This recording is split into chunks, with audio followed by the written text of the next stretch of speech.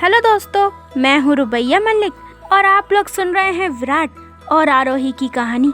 इस कहानी में आगे क्या होने वाला है, आइए सुनते हैं। आरोही कुछ समझ नहीं पाई और विराट को हैरान भरी नज़रों से देखने लगी। तो विराट ने कहा, तुमने मुझे काटा और मैंने तुम्हें। ये कहकर विराट आरोही के होठ से निकला हुआ खून साफ करने लगा। आरोही विराट को दूर हटाते हुए कहती है, विराट क्या किया तुमने? अब मैं सबको कैसे फेस करूंगी? विराट आरोही की कमर में हाथ डालकर कहता है, वाइफी हो मेरी, ये मेरा हक है जो मैंने आज तक नहीं जताया। तो तुम्हें भी खुद को इतना गिल्टी फील करने की कोई ज़रूरत नहीं है। तभी आरोही कहती है, ओ नो, दादी ने बुलाया था। आरोही विराट को धक्का देकर नीचे भाग जाती है और सीधे दादी के पास आती है। दादी आरोही को देखते हुए मुस्कुराने लगती है। आरोही भी दादी को देखकर शर्म से नजरें नहीं मिला पा रही थी। दादी आरोही से कुछ कहती उससे पहले ही आरोही रिया के कमरे में भाग गई। आरोही धम से रिया के कमरे में आ टपकी। आरोही को ऐसे देखकर रिया कहने लगी, क्या है, तू ऐसे भागकर क्यों आई मेरे पास? आरोही अपना चेहरा रिया को दिखाती है तो रिया भी हंसने लगती है और कहती है, हाय तेरा आशिक, और तू देख क्या हाल किया उसने तेरा। आरोही कहती है, यार रिया देख ना, मैं इसे कैसे छुपा सकती हूँ। रिया कहती है, सिंपल, तू रेड लिपस्टिक लगा ले, कुछ नहीं दिखेगा इससे। तब जाके आरोही ने शांति से सांस ली। दूसरी तरफ विराट के पापा और आरोही के पापा एक दूसरे के साथ बैठे थे और वो कहते हैं, यार आज हमारा दोस्त हमारे साथ होना चाहिए था। यार इस दोस्त की अमानत को तो हमने अपनी जान से ज़्यादा संभाल कर रखा है, बस इसे कुछ ना हो। विराट के पापा कहते हैं, ये सब प्रॉपर्टी की वजह से हुआ। अरे लोग भी कितने लालची होते हैं। विराट ने आरोही की असली पहचान जानने के लिए एक जासूस रखा था। उसका फ़ोन विराट को आता है और वो कहता है, विराट सर, मैडम के बारे में एक सच पता चला है। मैडम की माँ के पास कई करोड़ की प्रॉपर्टी थी और वो सारी प्रॉपर्टी आरोही मैडम के नाम पर है। बस उसमें ऐसी शर्त है कि मैं भी अभी तक उस सच का पता नहीं लगा पाया। विराट कहता है, ओके, मैं ये पता लगवाने का काम करवाता हूँ, बस तुम ये बात ध्यान में रखना, इस बात का किसी को पता ना चल पाए। विराट फ़ोन रखकर लैपटॉप में काम करने लगा। लगातार काम करने के बाद विराट खुश हो जाता है और कहता है, आखिरकार मिल गया। आरोही की माँ की वसीयत, इसमें तो लिखा है कि आरोही के प्रॉपर्टी में उसके होने वाले पति का भी बराबर का हक होगा। दोनों को साथ रहना होगा, तभी प्रॉपर्टी उनको मिलेगी। विराट कहता है, वाह सासुमा, आपको अपने जमाई की बड़ी चिंता थी।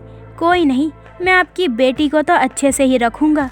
आखिरकार वो भी तो मेरा प्यार है, बस उसे बताना बाकी है। पता नहीं आपकी पागल बेटी मेरे प्यार को समझ पाएगी या नहीं। विराट आरोही की माँ की वसीयत की बात सबसे छुपा कर रखना चाहता था, इसलिए उसने ये बात किसी को भी नहीं बताई। आरोही सुबह से लेकर शाम तक कामों में लगी रही। आरोही को काम करते हुए देखते हुए सारी आंटियाँ बोलने लगी, ये आरोही इस घर की छोटी बहू लगती है जो इतना सारा काम कर रही है। अरे मुझे तो ये लड़की इतनी पसंद आई कि मैं अपने बेटे की बात इसके घर वालों से करना चाहती हूँ, पर अब मुझे भी ऐसा लगता है कि ये जैसे मल्होत्रा खानदान की छोटी बहू है। तभी एक आंटी कहती है, आरोही के मांग में सिंदूर नहीं है और ना ही गले में मंगलसूत्र, तो ये कैसे शादीशुदा हुई? मैं तो अपने बेटे की शादी इसके साथ ही करवाऊंगी। तभी बाकी की आंटियाँ कहती हैं, अरे तो हमारे बेटे क्या कम है तुम्हारे बेटे से? पहली आंटी कहती हैं, देखना तुम, आरोही तो मेरे घर की ही बहू बनेगी। वो सारी आंटियाँ आरोही के मम्मी पापा को ढूंढने लगी। तभी उनको आरोही की माँ मिल जाती है। सब लोग उनको घेर लेते हैं और कहते हैं, आपकी बेटी तो कितनी खूबसूरत है, आपको अगर एतराज़ ना हो तो आप उसकी शादी मेरे बेटे से करवा देंगी क्या? ये बात सुनकर आरोही की माँ का मुँह खुला का खुला रह जाता है और वो कहती है, अरे नहीं नहीं, आरोही अभी बच्ची है, इसकी शादी मैं नहीं करवा रही इतनी जल्दी। तभी आरोही की माँ की नज़र विराट पर पड़ती है तो वो भागकर उसके पास आती है और विराट से कहती है, तुम्हारी बीवी को खतरा है इन सारी औरतों से। ये सारी आरोही को अपनी बहू बनाना चाहती हैं। विराट और आरोही की माँ इस बात पर हंसने लगे। विराट कहने लगा, आंटी उनको पता नहीं है ना, आंटी उनको पता नहीं है ना, आरोही पहले ही मेरी हो चुकी है, इसलिए उनका ये हाल है। अब मैं इन पर कैसे नाराज़ हो सकता हूँ, आखिरकार आपकी बेटी है ही इतनी सुंदर। आरोही की माँ कहने लगी, वाह जमाई बाबू, आप तो हमारी बेटी पर कुछ ज़्यादा ही प्यार लुटा रहे हो। विराट कहता है, क्या है ना सासू माँ, आपकी बेटी को छोड़कर सारे लोगों को समझ आता है कि मैं उससे प्यार करता हूँ, पर वो समझना ही नहीं चाहती। तो क्या ऐसी ही जिंदगी कट रही है। सासू और जमाई की मस्ती ऐसे ही चल रही थी।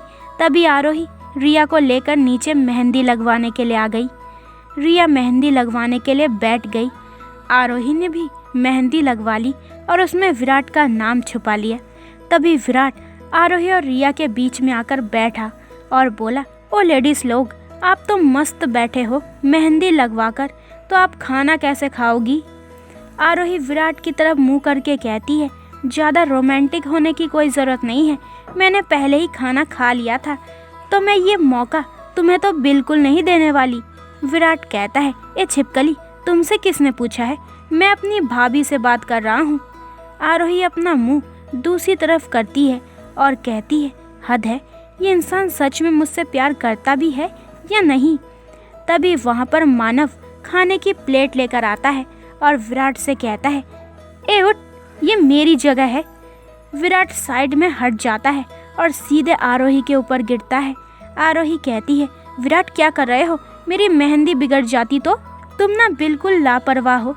विराट कहता है, बिगड़ी तो नहीं ना मेहंदी, तो क्यों इतना ड्रामा कर रही हो। आरोही कहती है, विराट तुम मुझसे बात ही मत करो। विराट ऐसे ही आरोही को परेशान करने में लगा था।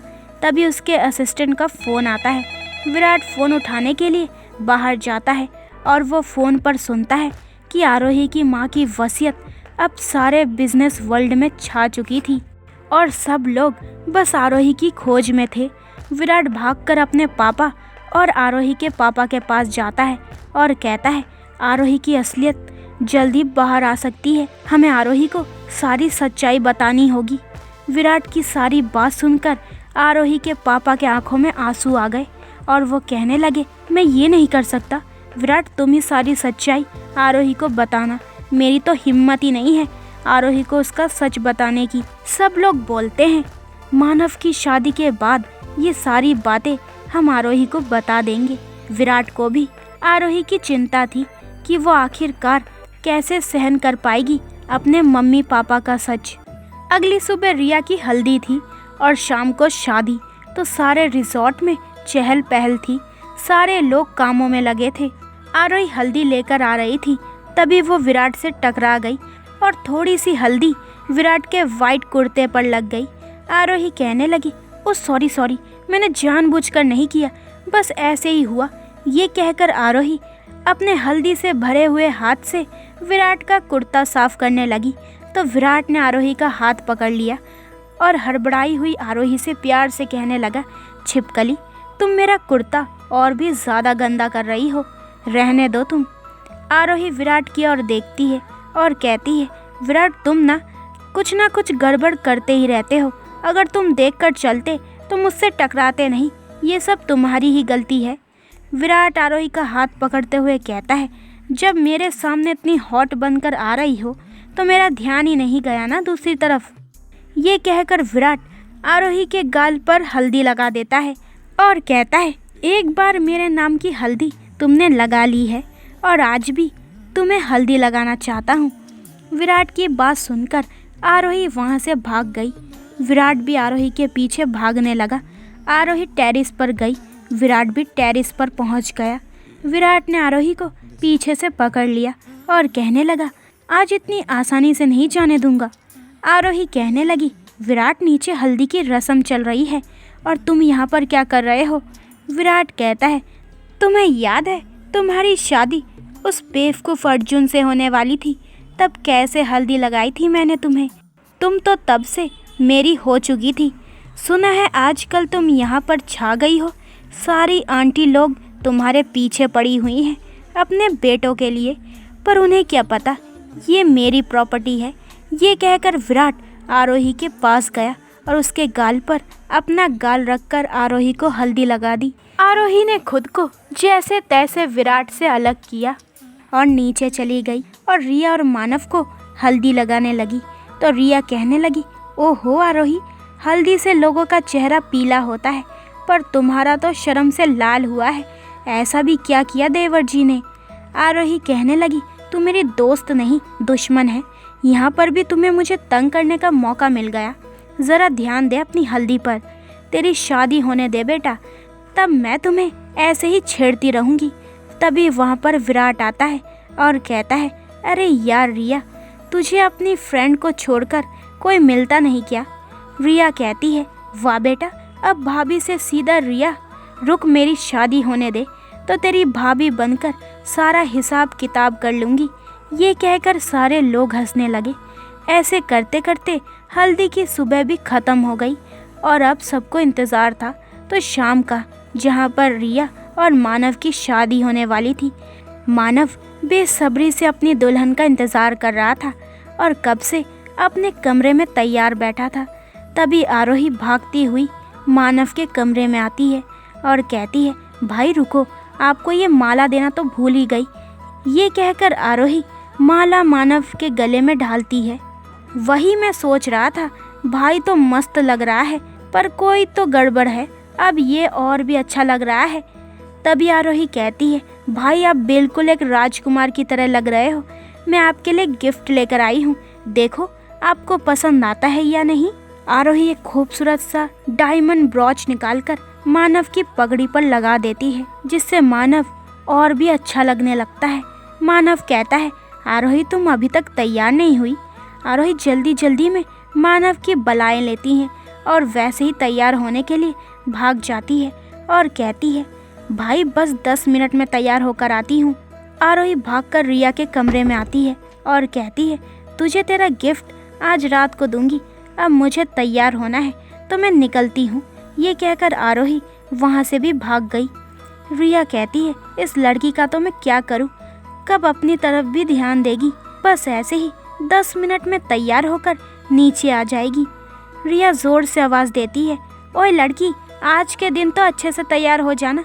10 मिनट बाद आरोही रिया के सामने आती है और बस रिया को देखती रहती है। लाल रंग के शादी के जोड़े में रिया आज सबसे ज़्यादा खूबसूरत लग रही थी।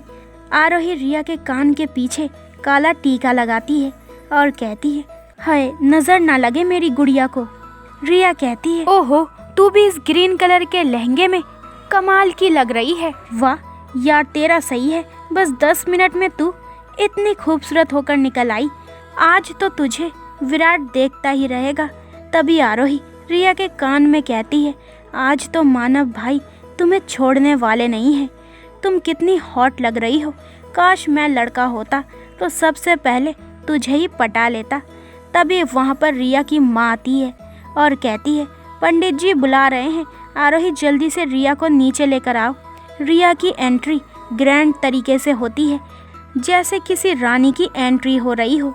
सब लोग बस रिया और मानव की जोड़ी को देखकर कहते हैं, अरे वाह, ये दोनों एक दूजे के लिए ही बने हैं। दूसरी तरफ विराट भी आज काफ़ी हैंडसम लग रहा था। उसने वाइट शेरवानी और उसमें आरोही के लहंगे से मैच पॉकेट रुमाल डाल रखा था। विराट बस आरोही को देखे जा रहा था। विराट कहता है, हद है, मैं इसे कब से देखे जा रहा हूँ, पर ये कामों में लगी है। यार मेरी भी इज्जत रखो, रुको शादी होने दो, तब इसे बताता हूँ। मुझे इग्नोर कर रही है ना। आरोही शादी के कामों में लगी थी और विराट आरोही को घूरने के काम में लग गया था। तभी मानव इशारे से आरोही को अपने पास आने को बोलता है। आरोही मानव के पास जाकर कहती है, हाँ भाई। मानव कहता है, आरोही मैंने रिया के लिए एक सरप्राइज गिफ्ट प्लान किया है, क्या तुम उसे एक बार चेक कर लोगी कि वो सही है कि नहीं। आरोही कहने लगी, वाह भाई, सरप्राइज, आप चिंता मत करो, मैं सब कुछ अच्छे से देख लूँगी और कुछ होगा तो मैं अपनी तरफ से भी करवा दूँगी। मानव के साथ आरोही को बात करते हुए देख और आरोही को इस शादी में सब काम करते हुए देख सारे लोग समझने लगे कि आरोही इस खानदान की छोटी बहू है। वरना कोई अपना भी इतना काम नहीं करता जितना आरोही कर रही थी। आरोही मानव से बात करके सीधे मानव के कमरे में चली गई। आरोही के पीछे पीछे आदित्य भी चला जा रहा था। आरोही मानव के कमरे में जाकर हैरान हो गई थी। मानव ने बड़ी खूबसूरती से पूरा रूम डेकोरेट किया था और रिया के पसंद की सारी चीज़ें रखी थी। आरोही कहने लगी, वाह भाई, आपने तो अच्छा इंतज़ाम किया है, इसे देखकर तो कोई लड़की मना ही नहीं कर सकती। तभी कमरे में आदित्य आता है और कहता है, आरोही। आरोही हैरानी से आदित्य को देखती है और कहती है, हाँ आदित्य जी बोलिए ना, आप यहाँ पर क्या कर रहे हैं। आदित्य आरोही के पास आने लगा और कहने लगा, आरोही, जब से मैंने तुम्हें पहली बार देखा था तभी से मैंने अपना दिल तुम्हें दिया है, क्या तुम मुझसे शादी करोगी। आरोही अपनी आंखें बड़ी बड़ी करके आदित्य को देख रही थी। आरोही कहने लगी, आदित्य मुझे इसमें कोई दिलचस्पी नहीं है, सॉरी। ये कहकर आरोही वहाँ से जाने लगी तो आदित्य कहता है, पर आरोही क्या कमी है मुझ में। आरोही कहने लगी, कोई कमी नहीं है, पर मैं किसी और से प्यार करती हूँ। आरोही ये कहकर वहाँ से चली गई। आरोही वहाँ से जा ही रही थी तभी आरोही को उसके मम्मी पापा के लड़ने की आवाज़ आने लगी। आरोही क्या हुआ ये देखने के लिए ही जा रही थी तभी उसने सुन लिया कि उसकी माँ कहने लगी, देखो जी, आप आरोही को ये असलियत बता दो, नहीं तो आरोही को किसी और से पता चला तो आरोही इसे सहन नहीं कर पाएगी। आरोही को भले ही मैंने जन्म ना दिया हो, पर वो मेरी ही बेटी है। पता नहीं आरोही को सच्चाई पता चलेगी तो क्या होगा, वो इसे सहन कर पाएगी भी या नहीं। तभी आरोही के पापा कहने लगे, आरोही कोई पराई नहीं है, मेरे जिगरी यार की आखिरी निशानी है, उसे तो मैं किसी भी हाल में बचा लूँगा। आरोही ये सब बात सुनकर वहीं के वहीं रुक गई और अपने कमरे की ओर भाग गई। काफ़ी वक्त के बाद भी आरोही नीचे नहीं आई, इसलिए विराट की माँ ने आरोही को ढूंढने के लिए कहने लगी। तो दोस्तों, ये वाला एपिसोड यहीं पे ख़त्म होता है। अगले एपिसोड में जानेंगे कि इस कहानी में आगे क्या होने वाला है, कि आरोही अपनी सच्चाई को जानकर उसे सहन कर पाएगी, और देखते हैं विराट आरोही को कैसे संभालता है। तो आगे के एपिसोड और भी इंटरेस्टिंग होने वाले हैं, तो मेरे चैनल को जल्दी से सब्सक्राइब करें ताकि आप लोगों को मेरे न्यू वीडियो का नोटिफिकेशन सबसे पहले मिल जाए। लाइक शेयर करें और कमेंट्स करके मुझे ज़रूर बताएं कि आप लोगों को ये स्टोरी कैसी लग रही है। अपना ख्याल रखें। बाय दोस्तों।